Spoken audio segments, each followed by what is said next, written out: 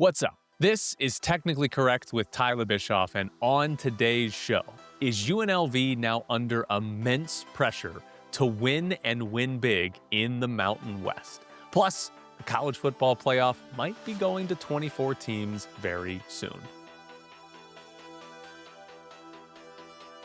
Want to start the show saying thank you to everybody who listened or watched, because this is on YouTube as well.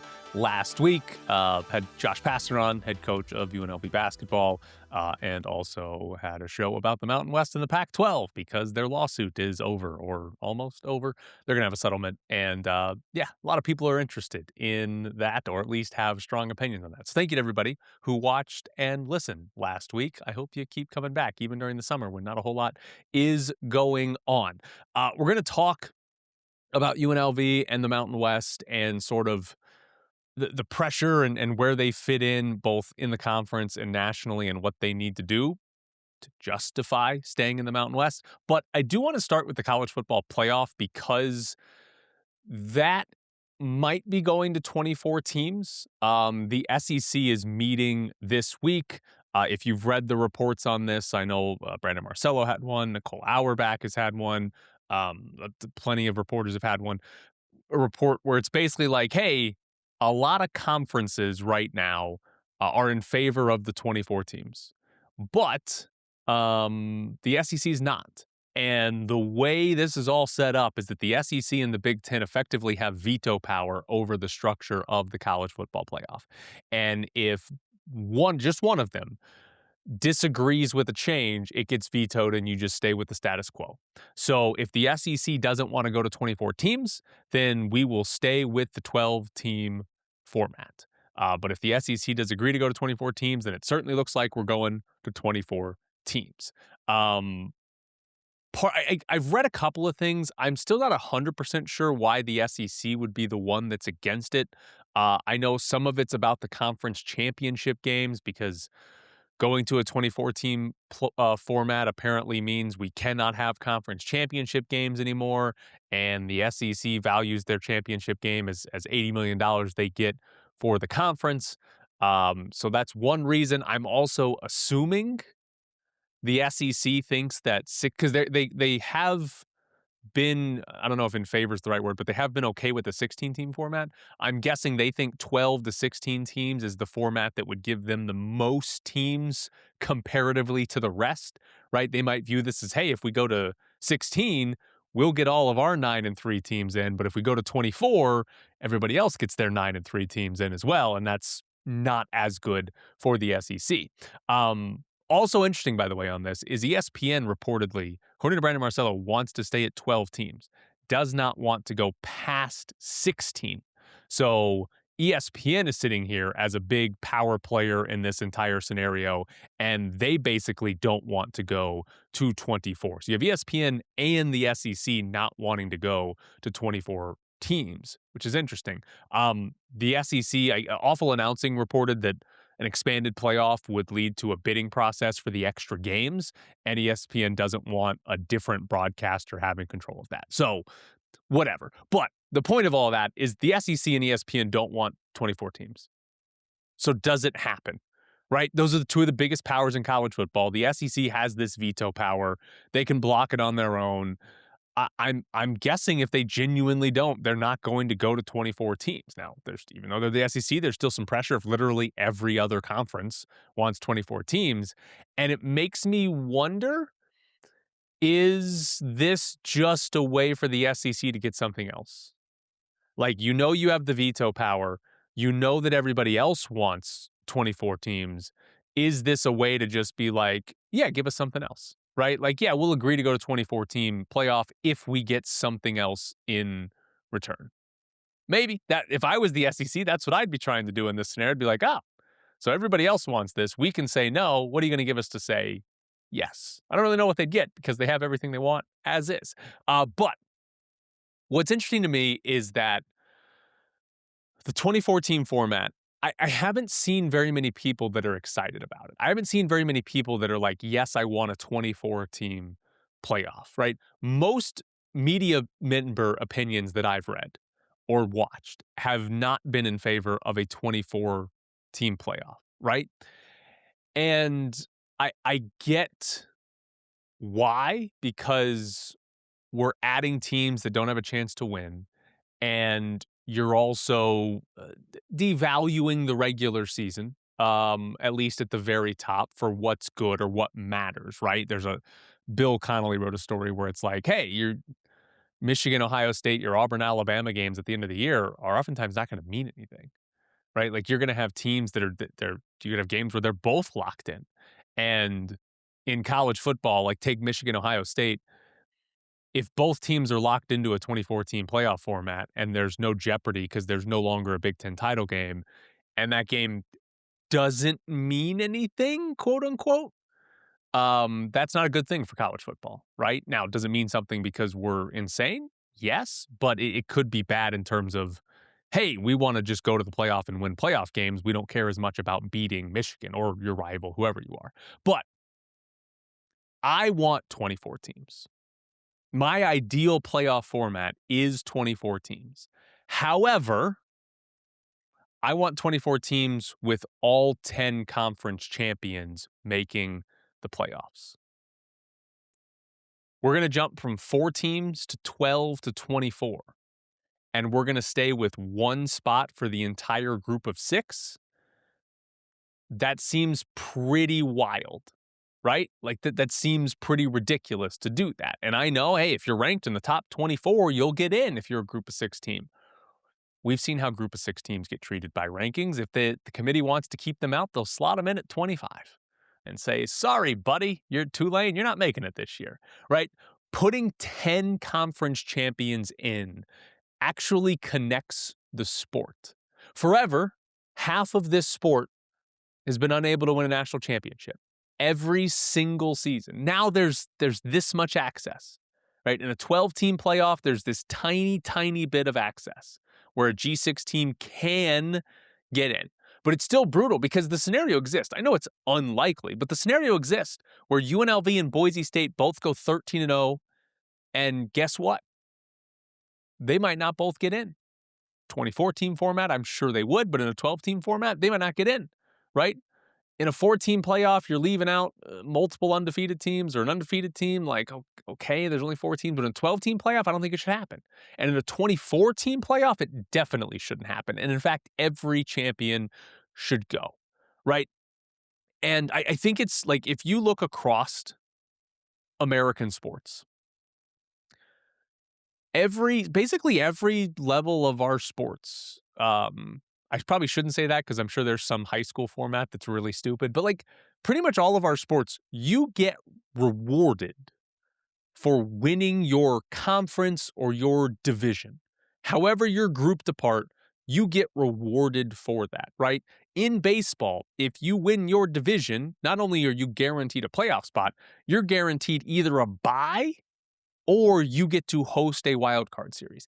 Even if the wild card team you're playing has a better record than you, you get to host. Same in the NFL. If you win your division, you get to go to the playoffs and you get to host a game in wild card weekend. Even if there's a wild card team that is better than you. That's just what we do. I'm trying to think, like basketball, technically, if you win your division in basketball, you can miss the playoffs, but 10 teams go to the postseason in each conference. It'd be very difficult to win a division, be the best team in one of the 3 divisions, and not make the playoffs. So that's technically the only one, but the playoff format is so big that it doesn't matter. In hockey, it's all about divisions, right? They've kind of bastardized the playoff format in the East and the West to make it more about who won their division. So we do this in college basketball. You win your conference championship. Guess what? Go to the NCAA tournament. And it's pretty much the same for like all college sports except college football. And okay, we haven't had a playoff. And then it was 4 teams. There's not enough spots. And then it's 12. It'd be pretty stupid to give away 10 conference championship spots in a 12-team playoff. But if we go to 24, that's what we should be doing, is every single conference gets in. And I know there are going to be every single year, if you put in every conference champion, you're going to have 8-4 Arkansas sitting out here saying, well, we're better than the Sun Belt champion. I don't care. You win 8-4, like be better. right? Like the SEC is getting 6 teams in already. Be one of the top 6 in the SEC if you want to go. And by the way, if you think that's unfair, you can join the Sun Belt. They'll take you. Like SEC, Big Ten, the power conferences, they get every advantage they could possibly imagine, except, we're giving away automatic spots to conference champions. We better expand the NCAA basketball tournament so that we can get those few bubble teams in the SEC in. You can join those conferences. If you think it's unfair that the Sun Belt champ gets in and your 7th and 8th place football team won't, go join the Sun Belt. Go win the conference. You'll be in the playoff. That's all you have to do. And you'll be in if it's unfair. But that, I think, is the best way to do it. Now, you have to keep conference championship games, and apparently a 2014 playoff would kill that. Whatever. That's stupid, but we can make it work. We can figure out a schedule here and play a lot of football games.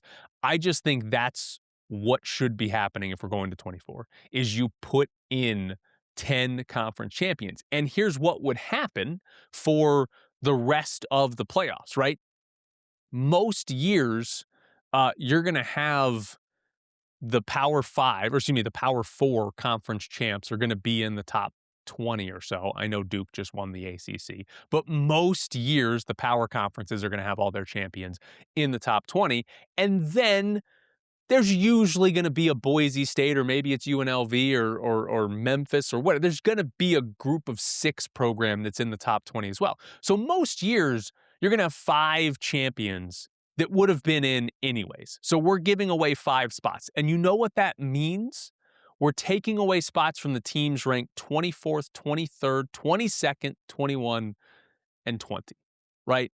Might change by a couple of spots depending on the year, but most years you're looking at the top 20 teams in the country get in, and then we have 4 conference champions that you're quote unquote undeserving to get in as well. There's no reason anybody in college football should be fighting for the 21st best team in the country to get into the college football playoff.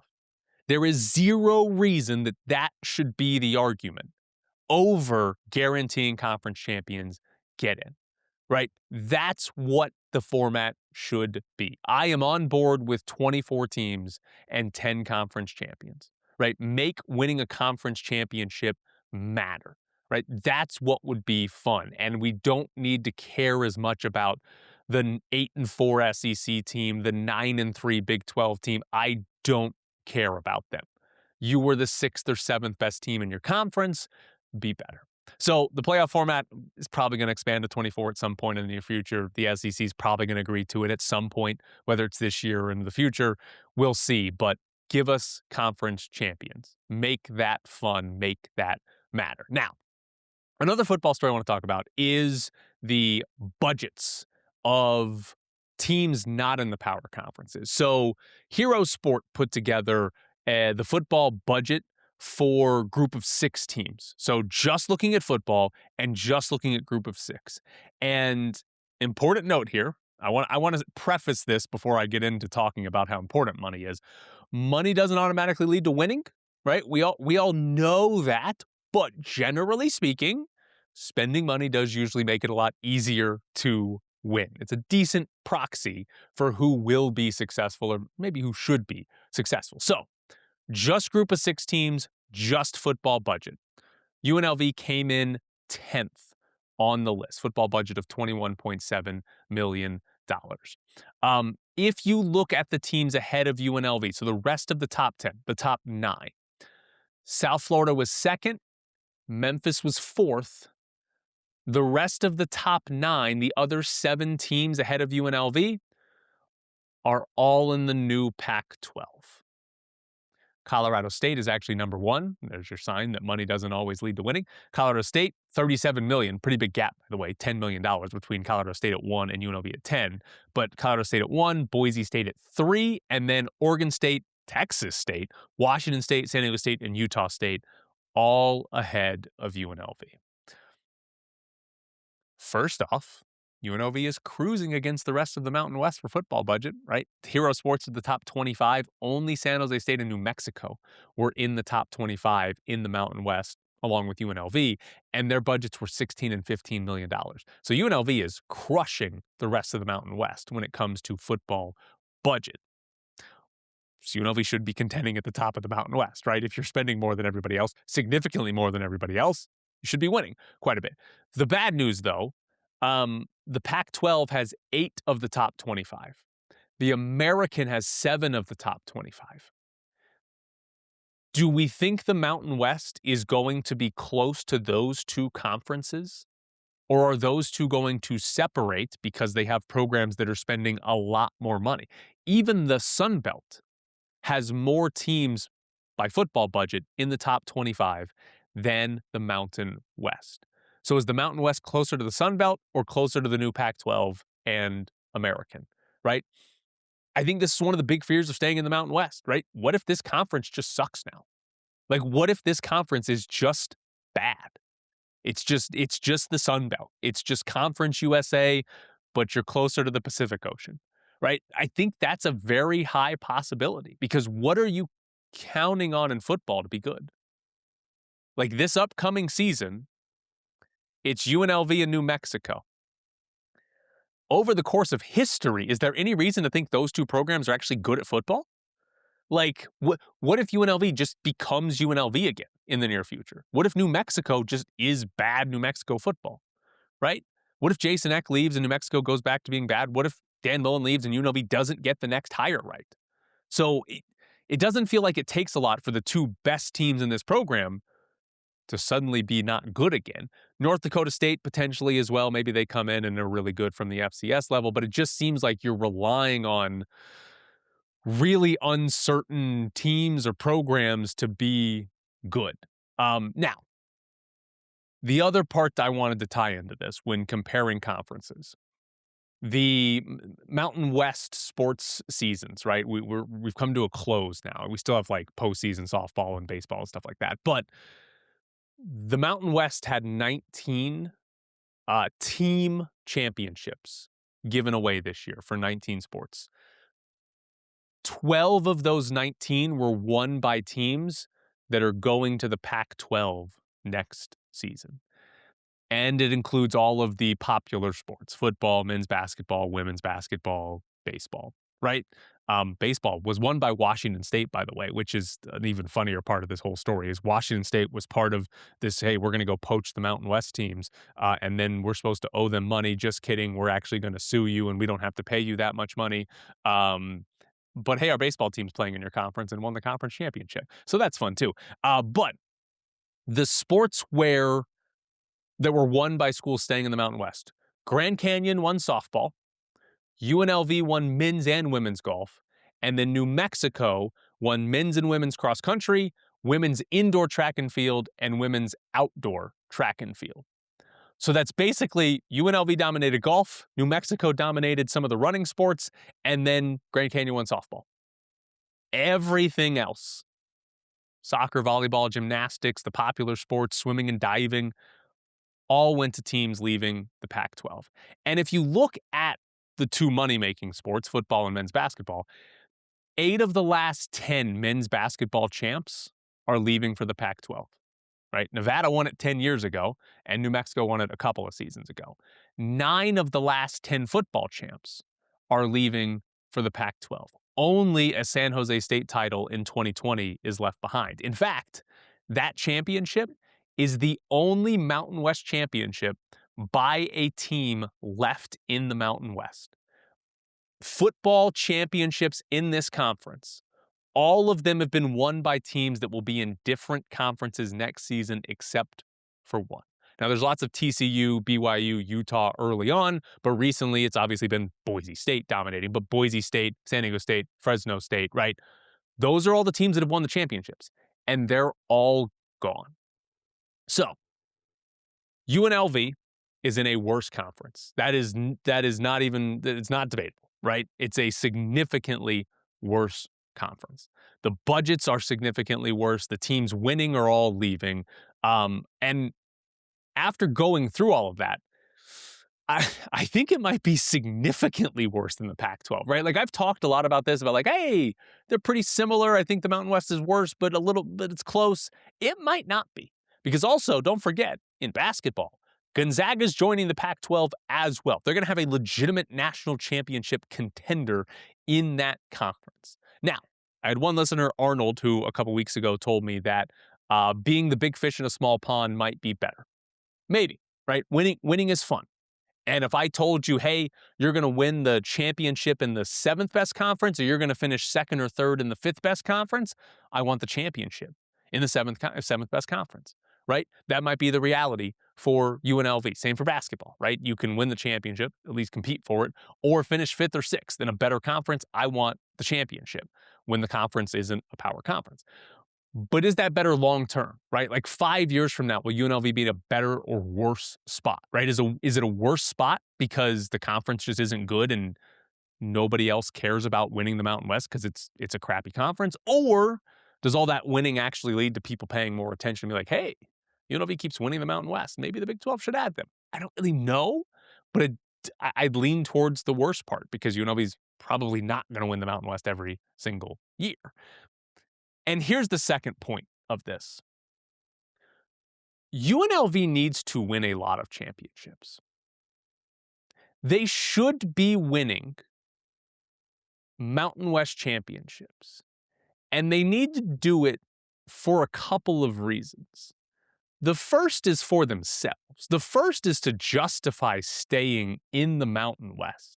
Because the absolute worst case scenario is UNLV skips out on the Pac-12, decides to stay in the Mountain West, and the basketball program continues to finish 3rd, 4th, 5th, or worse in the conference, does not go to the NCAA tournament, does not win the Mountain West tournament, does not win a Mountain West regular season championship, just continues to be this middle-of-the-road Mountain West program despite the conference getting worse. And the football program takes a step back, returns to being terrible, or stays good but Mountain West good and doesn't actually win the Mountain West championship, right? If UNLV does not start winning championships in football and men's basketball, what was the point of staying behind, right? Like if you can't win in these conferences, you're not getting the invite to the Big 12. It's not happening unless you're dominating this new conference. So they need to win it for themselves to justify it. But they also need to win for the Mountain West. Because if you look at national relevance for the Mountain West, over the last decade or so, right, in football, it's been Boise State. Boise State has given the Mountain West legitimate national attention, national spotlight. Boise State is a well-known, well-respected program, right? People know that Boise State is a good football program. That has been good for the Mountain West. They got a playoff team in Boise State, right? So that helps. Ashton Genty almost won the damn Heisman. So that helps. That is gone. Gone. On the basketball side, nobody's been at the level of of Boise State, but San Diego State did go to a Final Four.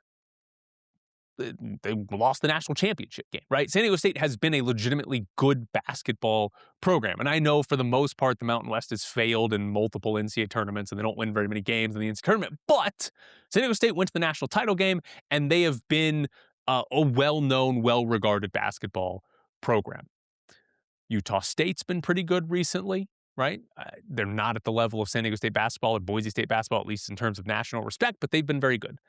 All of that is gone. All of it.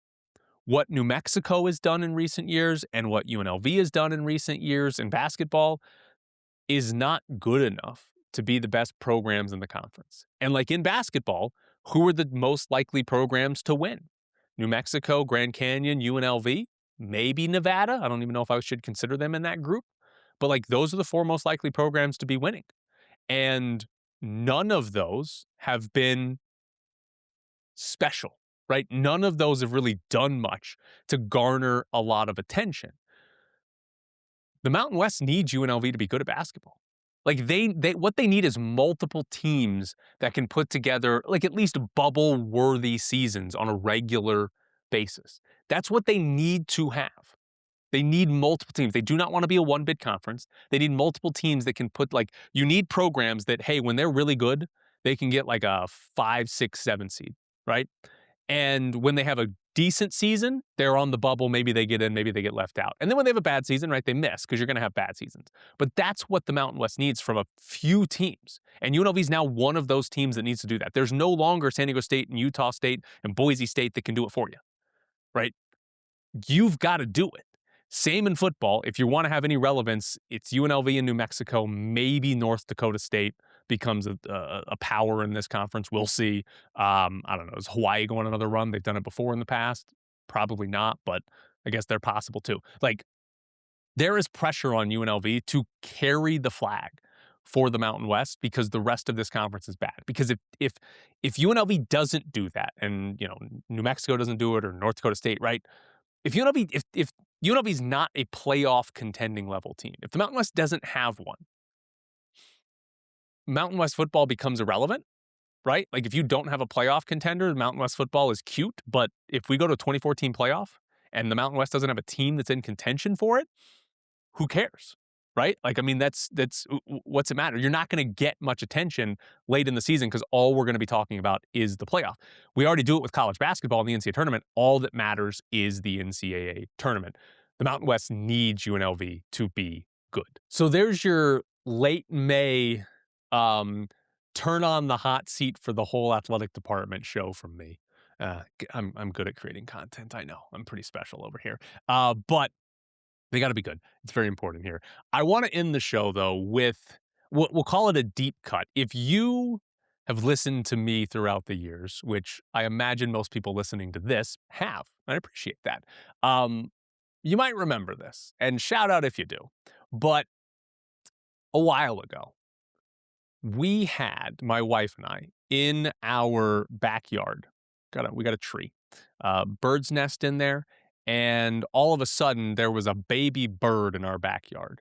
And we had to, protect the baby bird from our dog. Our dog never even actually realized the bird was there or existed, but it probably would have ended poorly if he did, right? So, we had this bird in the backyard. And if you've listened to me, you might remember this because I talked about it on the radio, right? Talked about having this bird in my backyard and, what do we do? Because we learned, sometimes the birds fall out of the nest, but a lot of times the parents will just sort of kick the bird out, just push the bird out of the nest. Like, all right, you're grown enough, time to leave. And then the bird has to learn how to fly. And so we watched for multiple days while this bird didn't know how to fly, just sort of hopping around in our backyard. And the funny part of it was that the parents still stuck around. They still stayed, and if we walked outside, the birds might fly at us, right? They swooped down and hit our dog on the butt once.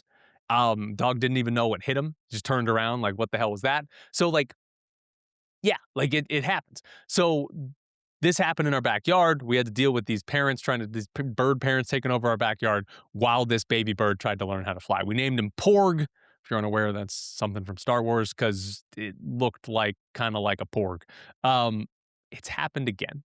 We have another baby bird in our backyard. And this one is a different type of bird. I don't know what type of breed of bird. Is that the right phrase? Porg was. But this one is a northern mockingbird. Or is it mockingjay? I already forgot. And had a nest in our tree yesterday, 2 days ago. All of a sudden, I see this little baby bird on our couch in our backyard. And I walk outside, and all of a sudden I hear its parents just screeching at me. Now, they haven't flown at me or my dog or anything like that, but they're very loud, very, very loud when you're out there. But this bird is in our backyard, and we have gotten to watch this whole thing because he's trying to get back to his parents who are in the tree just watching him and maybe taunting him. I don't really know. But he basically will be on the ground, and he'll hide from us, but he'll be on the ground. And then we have this short little table that he can jump up kind of onto this short little table. And then it's next to this outdoor couch. And he can sort of flap his wings a little bit to get to the cushion where you sit of that outdoor couch. But then he tries to get to the back of the couch, right, the top of the couch, because he wants to get there, and then he wants to jump on our back wall and then get into the tree because that's where his parents are. he really struggles getting to the top of the couch, right? He can do it, but it takes him a lot. It's really sad to watch because he'll try to jump and flap his wings a couple of times and then he falls back down on the couch. But he can get there eventually. What he can't do is get from that to the top of the wall. So he'll try to jump up on the top of the wall, won't make it, will end up on the ground. And then he's back on the ground, petrified of life. Anytime he sees us, he freezes and stops moving, and then we'll try it all again. We're going on for 2 days. Bird has not succeeded. I did see his parents come feed him, though, so that's interesting. Like, they're watching him, and they're like, oh, we still have to feed this bird. It's very important that we feed this bird, but this idiot needs to learn how to fly. So we've had it again. We're now apparently experts in nurturing a safe home for baby birds to survive. That's what we're going to go with. But I will keep you updated on if this bird learns how to fly or if we just never see it again. Hopefully, if we never see it again, it means the bird actually did learn how to fly. That would be good. Oh, one last thing, because it's hilarious on the bird. The parents. Okay. I don't know if they are, it's got to be one of two things, but sometimes the parents will be either on our back wall or in the bush or in the tree and will raise their wings up as if they're going to fly, but just sort of like half flutter them. Don't actually fly away. They're still standing still and they just sort of half flutter them. And I'm not sure if they're trying to make themselves look bigger to scare me away because they're like, hey, leave my baby alone. Or if they're trying to tell their baby, hey, this is what you need to do, moron. Flap your wings and you'll fly. I'm not sure which it is. I hope they're trying to teach their kid. I hope they're trying to teach the baby bird, hey, open your wings, idiot, and flap them and you'll get to fly around and we won't have to do this anymore. You'll be free to go on your own. But yeah, you're going to get a bird update. If anybody remembers the original story with Porg, I love you. Thank you for tuning in. But there's your new update. Oh, and by the way, we named this one Max because I am an Arsenal fan. Arsenal just won the Premier League. A kid on the team named Max Dowman is 16. He is the youngest to ever win the Premier League, and he's 16. So he's just a baby. He's still got braces. And so we named the baby bird after the baby player for Arsenal, and his name is Max. Thank you so much for tuning in. This has been Technically Correct with Tyler Bischoff. See you again on Friday.